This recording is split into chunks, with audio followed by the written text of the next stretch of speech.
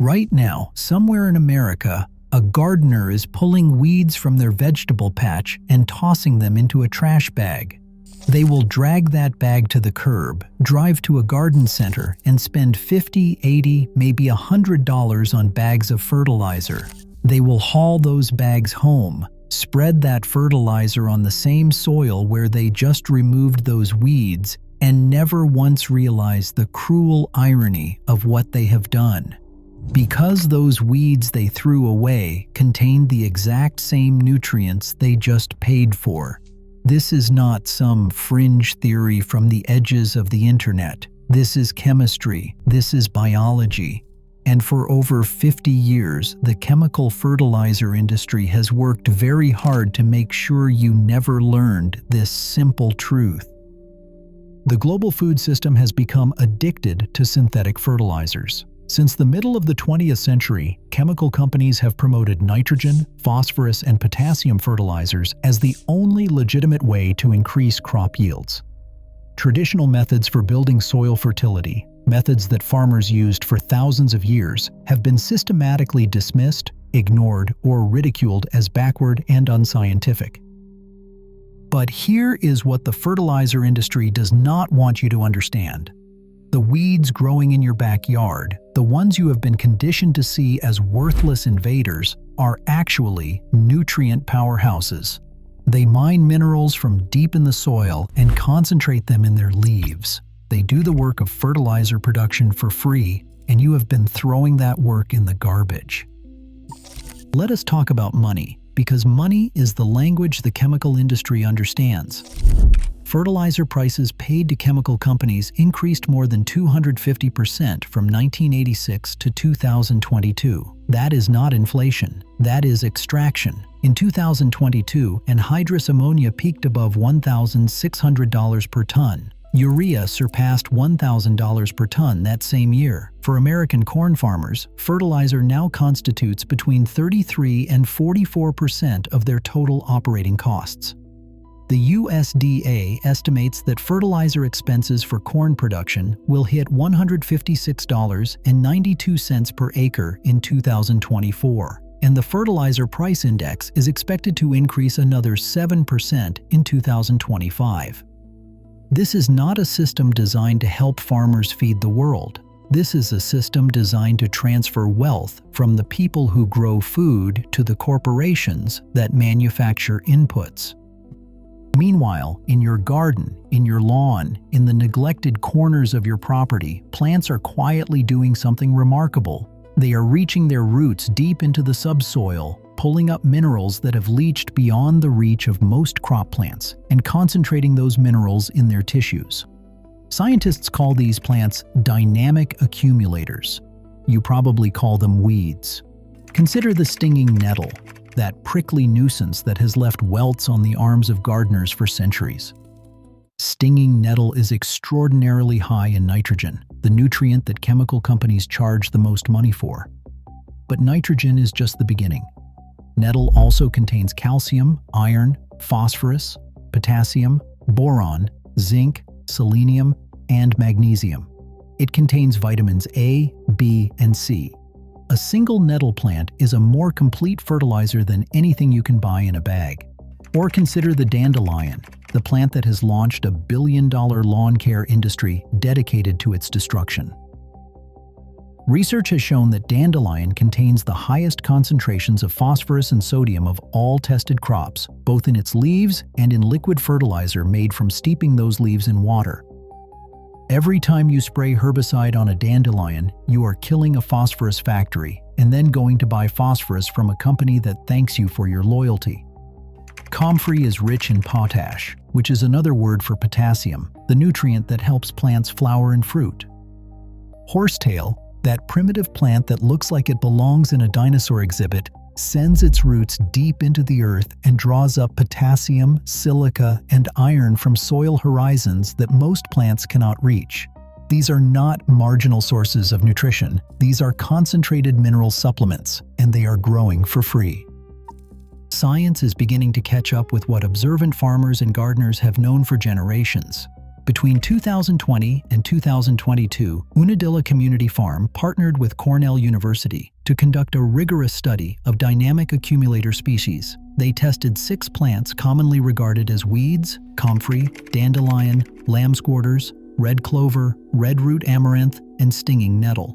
The results should concern every fertilizer executive in America. Chopping and dropping stinging nettle more than doubled calcium concentrations in the top 12 inches of soil. This was not a small effect. This was a transformation. The researchers noted that this finding is consistent with the theory that dynamic accumulators enrich topsoil by extracting nutrients from the subsoil, a process that normally takes geological timescales, but that these plants accomplish in a single growing season. Stinging nettle showed excellent potential as both a highly soluble liquid fertilizer and a nutrient-rich mulch. The study found that liquid fertilizer made from red root amaranth had the highest concentrations of iron and sulfur compared to all other trial crops. Even in poor, unamended soil, lamb's quarters surpassed the dynamic accumulator threshold for potassium. Comfrey exceeded the threshold for both potassium and silicon, even when grown in depleted conditions. A separate study by Garden Organic found that nettles produced fertilizer approximately 50% higher in available nitrogen than comfrey. These are not alternative facts. These are measurements. These are data points that the fertilizer industry would prefer you never see. Now let us discuss why this matters beyond your wallet. Synthetic fertilizers are not just expensive, they are destructive. Nitrogen overuse is wreaking havoc on ecosystems around the world because agricultural runoff contains vast amounts of reactive nitrogen. When this nitrogen washes into lakes and streams, it feeds explosive algal blooms. These blooms consume oxygen as they decompose, creating dead zones where no fish or marine life can survive. The Gulf of Mexico contains one of the largest dead zones on Earth, and nitrogen fertilizer runoff from Midwestern farms is a major contributor. Scientists estimate that this dead zone costs $2.4 billion annually in lost livelihoods. Commercial fishing operations collapse. Tourism suffers. Coastal communities that have sustained themselves for generations find their way of life disappearing beneath a blanket of algae. This is the hidden cost of cheap fertilizer, a cost that never appears on the price tag at the garden center. The environmental damage extends further. Synthetic fertilizer production is extraordinarily energy-intensive, relying heavily on fossil fuels. The Haber-Bosch process, which produces the ammonia that forms the basis of most nitrogen fertilizers, consumes between 1 and 2% of global energy production. Nitrogen-based fertilizers release nitrous oxide when applied to soil, a greenhouse gas nearly 300 times more potent than carbon dioxide. Every bag of fertilizer you spread is contributing to the climate crisis that threatens global agriculture. High doses of synthetic nitrogen also acidify soils and disrupt the microbial communities that plants depend on for nutrient uptake. Heavy fertilizer use degrades land over time, leaving it more dependent on ever higher chemical inputs just to maintain the same yields. This is not an accident. This is a business model. Create dependency, then exploit it.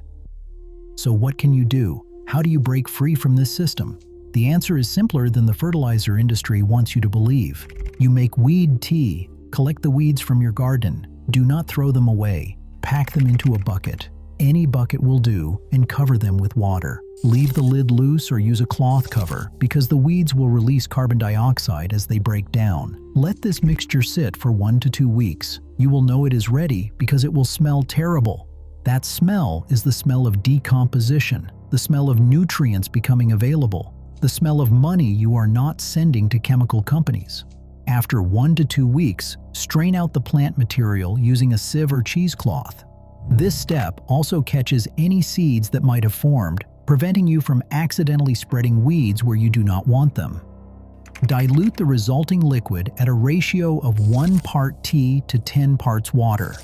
This diluted tea can be used to water your plants directly, delivering nutrients straight to their roots, including nitrogen, phosphorus, potassium, magnesium, boron, copper, manganese, sulfur, iron, and silicon.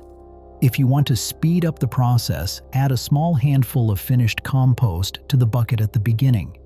This inoculates the water with beneficial microorganisms that accelerate decomposition. Some gardeners add a splash of molasses to feed these microbes and boost their activity. Different weeds serve different purposes. Stinging nettle is your best choice for leafy crops like lettuce, spinach, and kale because of its high nitrogen content. Comfrey is ideal for fruiting plants like tomatoes and peppers because of its potassium richness. Dandelion works as a general-purpose fertilizer, providing balanced nutrition suitable for any plant. Lamb's quarters delivers a potassium boost that rivals commercial fertilizers. Red root amaranth supplies iron and sulfur for plants that need these specific micronutrients. Let me be honest, because honesty is more valuable than hype. Weed tea is not a magic solution. Plant tissue nutrient concentrations are tied to soil nutrient concentrations. Dynamic accumulators are well suited to extract specific nutrients from fertile soil, but they cannot create nutrition that is not already present somewhere in the ground. If your soil is genuinely depleted of a particular mineral, no amount of weed tea will restore it. Think of dynamic accumulators as part of a larger nutrient management strategy. They work best in combination with compost, cover cropping, and other soil-building practices. Brewing a tea does not increase the total amount of nutrients available in your garden. It might speed up decomposition and cause nutrients to be released faster, but the total quantity remains the same. The magic is not in creating something from nothing. The magic is in capturing what would otherwise be wasted and returning it to the soil in a form your plants can use. This is what the chemical fertilizer industry truly fears. Not that you will stop buying fertilizer entirely, but that you will start asking questions, that you will look at the weeds in your garden and see resources instead of problems, that you will realize you have options, that you are not as dependent on their products as they have trained you to believe. Every gardener who makes weed tea is a small act of rebellion against a system designed to extract maximum value from your labor and your land. So here is my challenge to you. Do not throw away your weeds this week. Collect them instead. Make your first batch of weed tea. Watch what happens when you feed it to your plants. Document your results. Share them with your neighbors and spread the knowledge that the fertilizer industry has spent decades trying to suppress. Your weeds are not trash. Your weeds are treasure. And once you understand that, once you really understand it, you will never look at your garden the same way again. The chemical fertilizer industry has spent billions of dollars convincing you that growing food requires their products. They have funded research, shaped agricultural education, and lobbied governments to maintain their grip on how we think about soil fertility. But the truth has always been there, growing in the cracks of sidewalks, pushing up through neglected fields, thriving in the margins where industrial agriculture cannot reach. The weeds know something we have forgotten. The soil is not a dead medium that needs to be artificially fed. The soil is alive, and with the right allies, it can feed itself. Start this week. Gather your weeds, make your tea, reclaim your garden from the chemical dependency that has defined modern agriculture. The revolution begins in your backyard, one bucket of weeds at a time.